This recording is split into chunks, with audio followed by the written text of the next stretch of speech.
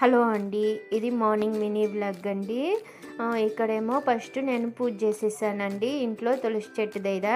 ఇంకా పూజ అయిపోయాక ఇంకా నేను వంటింట్లోకి వచ్చేసరికి లస్త ఏమో ఎక్సర్సైజ్ చేసి ఇక్కడ వేడి నీళ్ళు కాంచుకొని తాగుతా ఉంది. అలానే ఫ్లాస్కోకి కూడా పోసి పెట్టుకునింది.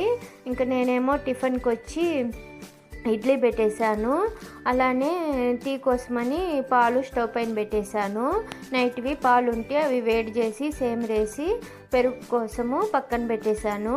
ఇంకా అలానే చట్నీ కోసమని శనక్కాయ పప్పులు వేయించి పక్కన పెట్టుకున్నాను. అవి చల్లారే లోపల నాకైతే టీ ఉడికిపోయింది. నేను మా వారైతే టీ తాగేసాము. టీ తాగేసి వచ్చి ఇంకా చట్నీకి పప్పులంతా మిక్సీకి వేసి ఇంకా ఒక బౌల్లోకి పోసుకొని తిరగబాజు చేసి చట్నీనేమో రెడీ చేశాను.